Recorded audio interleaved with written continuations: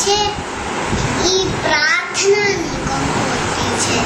આપણી અનુભૂતિની કંકોત્રી મોકલવાની છે.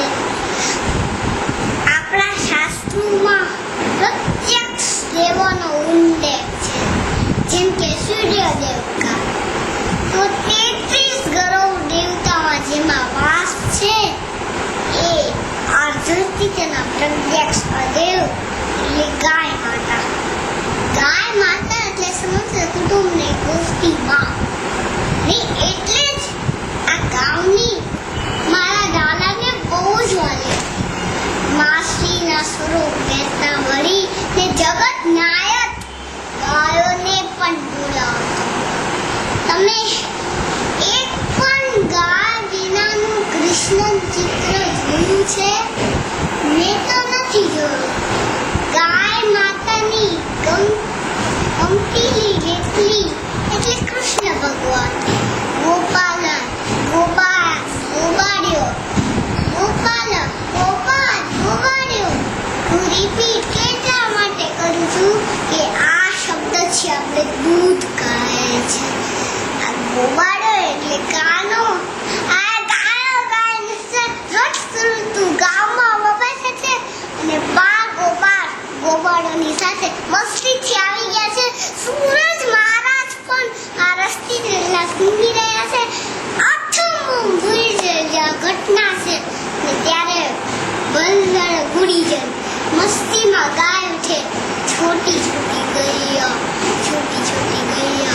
આ ગમતીલા ગીતને સાંભળવું છે. સોનાની ઘંટી હાય માતર જીવતર જે એક ઘંટી છે. આપણો સમય, આપણું જીવતર, આપણું ઘડતર, આપણું સંસ્કૃતિ, આપણો વારસો, આપણા સંસ્કાર બધું બદલાઈ જાય છે. પણ આપણને એવો હક ઈશ્વરે નથી આપતો કે આપણે કહી શકીએ કે જીવનું દર છે, જાદુ દર છે. પણ મારા શ્રીનાથજી પાસે તો એવી એક સોનાની ઘંટી છે જે જીનું દર્શન કે જાદુ પણ દર્શન ને આપણા સર્વ દુઃખો, સર્વ પાપો, સર્વ પુનરને દળી નાખશે. આ કદાચ દડવાની ક્રિયાની ભાવ તો નહીં કહેવાતો હોય મારા શ્રીનાથજી સોનાની. લાલાને લાલ લડાવ્યા તો વિશેના અરે ભાઈ માખણ ને મિશ્રી જમાસને ખસુઈશું ને આજના 21 લાડકાને તો 32 જાતની ચોકલેટ અને 33 જાતના હીના હાજર છે. જેનેનો ફેરવો જયા તો છે જ ને એટલે જ કમનસીબે આજનો બાળક પિઝાની આંગળી પકડી ને રોટલાથી દૂર થતું રહે છે.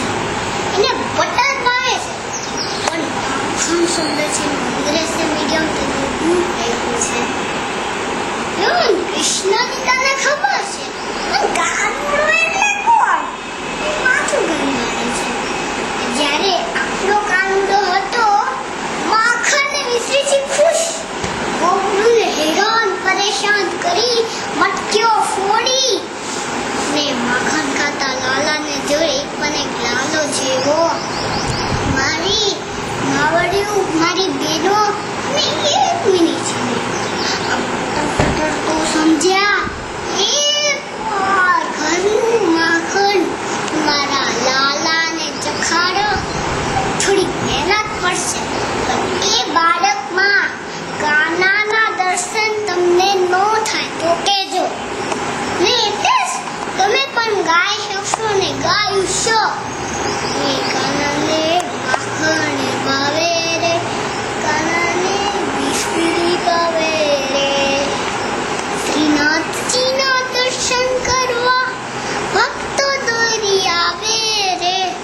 ગોપી સંગે રાસે રમવા રાધાને બોલાવે રે.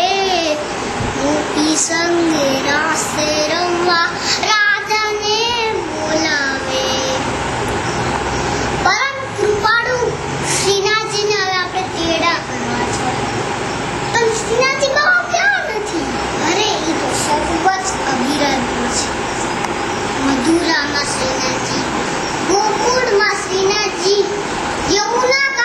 રમતા શ્રીનાથજી, મધુવનમાં શ્રીનાથજી, કુંજવનમાં શ્રીનાથજી, રાધાકુંડમાં શ્રીનાથજી, તો કૃષ્ણકુંડમાં પણ શ્રીનાથજી. શ્રીનાથ